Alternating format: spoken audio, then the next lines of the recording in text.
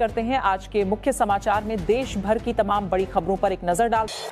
महाराष्ट्र में समान नागरिक संहिता यानी यूसीसी को लेकर तैयारियां तेज हो गई हैं। फडणवीस सरकार ने 7 सदस्यीय समिति का गठन किया है, जिसमें 3 पूर्व न्यायाधीश, एक संवैधानिक विशेषज्ञ, एक वरिष्ठ अधिकारी और सामाजिक क्षेत्र से जुड़े 2 सदस्य शामिल किए गए हैं। यूपी वक्फ बोर्ड को लेकर योगी सरकार ने बड़ा फैसला लिया है। अब वक्फ बोर्ड में 2 गैर मुस्लिम सदस्यों की नियुक्ति अनिवार्य होगी। अल्पसंख्यक कल्याण मंत्री दानिश आजाद अंसारी ने कहा कि नए बोर्ड में महिलाओं, पिछड़े और पसमानदा मुसलमानों को समेत सभी वर्गों को प्रतिनिधित्व दिया जाएगा।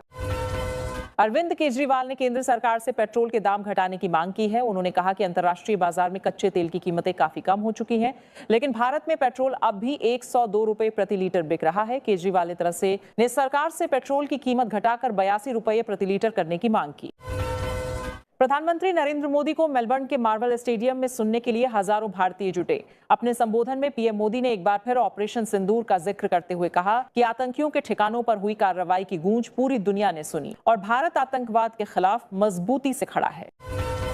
अमेरिका और ईरान के बीच बढ़ते तनाव का असर अब चाबहार बंदरगाह तक पहुंच गया है। CNN रिपोर्ट के मुताबिक अमेरिकी हमलों के बाद चाबहार और आसपास के इलाकों में बिजली आपूर्ति प्रभावित हुई है और बंदरगाह की कुछ संपत्तियों को भी नुकसान पहुंचा है। पश्चिम बंगाल में तृणमूल कांग्रेस को बड़ा झटका लगा है। पार्टी के 3 पूर्व राज्यसभा सांसद सुष्मिता देव प्रकाश चिकबराइक और सुखेंदु शेखर रॉय ने कोलकाता में भाजपा की सदस्यता ग्रहण कर ली, जिससे राज्य की राजनीति में नई हलचल शुरू हो गई है। कर्नाटक में जातिगत जनगणना की रिपोर्ट को लेकर राजनीति गर्मा गई है। भाजपा ने राज्य सरकार से रिपोर्ट विधानसभा में पेश करने और अपना रुख साफ करने की मांग की है। वहीं कांग्रेस ने पलटवार करते हुए भाजपा को अपने शासित राज्यों में भी जनगणना कराने की चुनौती दी है।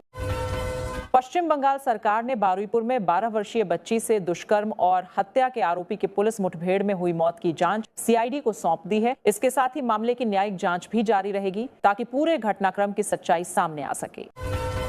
राम मंदिर चढ़ावा चोरी मामले में अखिलेश यादव ने पूरे ट्रस्ट को भंग कर न्यायिक जांच कराने की मांग की है। उन्होंने कहा कि केवल इस्तीफे लेने से मामला खत्म नहीं होगा और आरोपियों के साथ पुलिस के व्यवहार ने कई नए सवाल खड़े कर दिए हैं। उत्तराखंड के देहरादून में लगातार हो रही भारी बारिश को देखते हुए रेड अलर्ट जारी किया गया है। खराब मौसम के कारण आज सभी स्कूल और आंगनबाड़ी केंद्र बंद रहेंगे। वहीं प्रशासन ने लोगों से अनावश्यक यात्रा से बचने और सुरक्षा निर्देशों का पालन करने की अपील की है। राम मंदिर चढ़ावा चोरी मामले के बीच वीआईपी दर्शन पास व्यवस्था में बड़ा बदलाव किया गया है। चंपत राय, अनिल मिश्रा और गोपाल राव की आईडी बंद कर दी गई है और अब इनके नाम से किसी भी प्रकार के दर्शन पास जारी नहीं किए जाएंगे। समाजवादी पार्टी प्रमुख अखिलेश यादव ने शंकराचार्य स्वामी अविमुक्तेश्वरानंद सरस्वती से मुलाकात की। मुलाकात के बाद उन्होंने कहा कि शंकराचार्य गौमाता और सनातन परंपराओं को लेकर बेहद चिंतित हैं और सरकार को इस दिशा में गंभीर कदम उठाने चाहिए। सुप्रीम कोर्ट ने दिल्ली और लखनऊ में हाल में हुई आग की घटनाओं पर सख्त रुख अपनाया है। अदालत ने नगर निकायों को अवैध कब्जों के खिलाफ कार्रवाई तेज करने का निर्देश दिया और चेतावनी दी कि अगर जमीन पर ठोस कार्रवाई नहीं हुई तो कोर्ट अवमानना की कार्रवाई कर सकता है।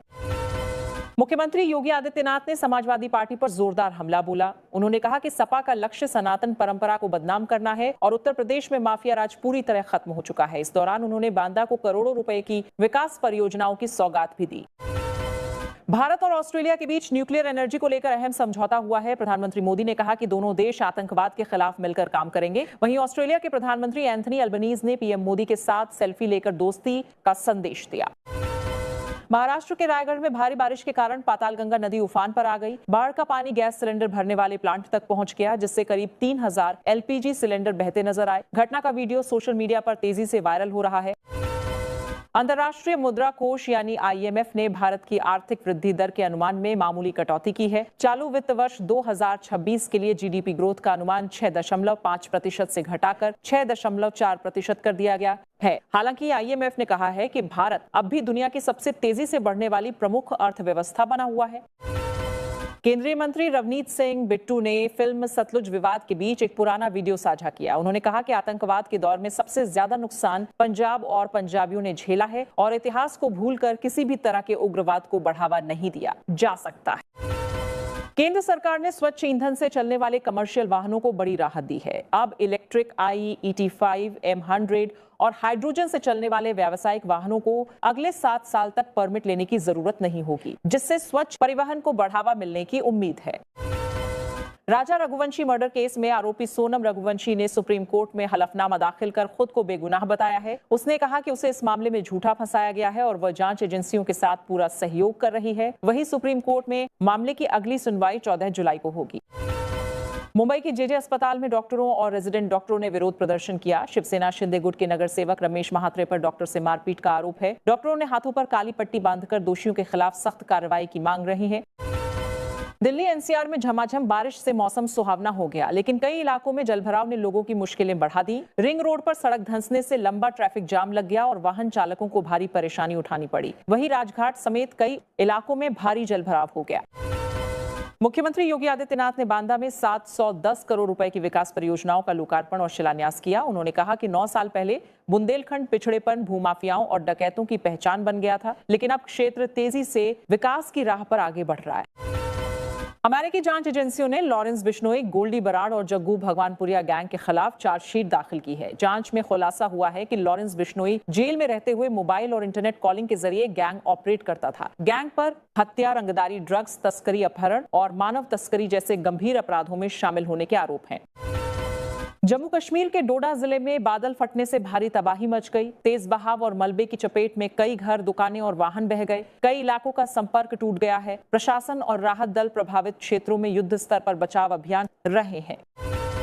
केंद्रीय गृह मंत्रालय ने बड़ा प्रशासनिक फेरबदल करते हुए 61 वरिष्ठ अधिकारियों का तबादला कर दिया है। इनमें अरुणाचल प्रदेश, गोवा, मिजोरम और केंद्र शासित प्रदेशों में तैनात कई आईएएस और आईपीएस अधिकारी शामिल हैं। इस संबंध में मंत्रालय ने आधिकारिक आदेश जारी कर दिए हैं।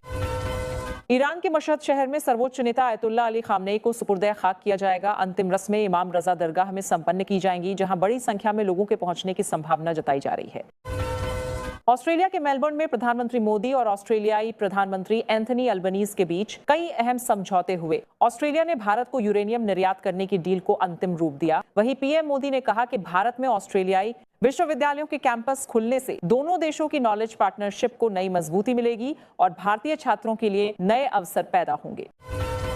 यूपी के मेरठ में दलित छात्रा ललिता गौतम हत्याकांड को लेकर एक बार फिर लोगों का गुस्सा फूट पड़ा। न्याय की मांग को लेकर ग्रामीण कलेक्ट्रेट के बाहर धरने पर बैठ गए। प्रदर्शन के दौरान पुलिस और लोगों के बीच बहस हुई, जिसके बाद पुलिस ने हल्का बल प्रयोग कर कुछ प्रदर्शनकारियों को हिरासत में ले लिया। बाजार नियामक सेबी ने विदेशी पोर्टफोलियो निवेशकों यानी एफपीआई के लिए बड़ा बदलाव किया है। अब एफपीआई को अपनी रजिस्ट्रेशन फीस डॉलर की जगह भारतीय रुपए में जमा करनी होगी। नए नियम 6 महीने बाद लागू होंगे। इसके साथ ही सेबी ने म्यूचुअल फंड्स को इंट्राडे उधारी लेने की भी अनुमति दे दी है। उत्तराखंड में लगातार हो रही मूसलाधार बारिश ने तबाही मचा दी है। टिहरी जिले के सुरखंडा देवी और कद्दूखाल क्षेत्र में एक होटल और कई मकान भरभरा कर ढह गए। कई जगह भूस्खलन से सड़कें बंद हो गई हैं और जनजीवन बुरी तरह प्रभावित हुआ है। कर्नाटक के उत्तर कन्नड़ जिले में ट्रक और क्रूजर कार के बीच भीषण टक्कर में 6 लोगों की मौत हो गई, जबकि 3 लोग गंभीर रूप से घायल हैं। हादसे के बाद पूरे इलाके में अफरा तफरी मच गई और घायलों को इलाज के लिए अस्पताल में भर्ती कराया गया है। पंजाब कांग्रेस में बगावत की अटकलों के बीच नाराज नेताओं का गुट फिलहाल बैकफुट पर आ गया है। पूर्व मुख्यमंत्री चरणजीत चन्नी ने कहा कि पार्टी को एकजुट रखना सबसे जरूरी है और हाईकमान जो भी रणनीति तय करेगा, सभी नेता मिलकर उसके साथ आगे बढ़े। ऐसी ही ताजा और दमदार खबरें सबसे पहले देखने के लिए हमारा चैनल सब्सक्राइब करें और बेल आइकन जरूर दबाएं।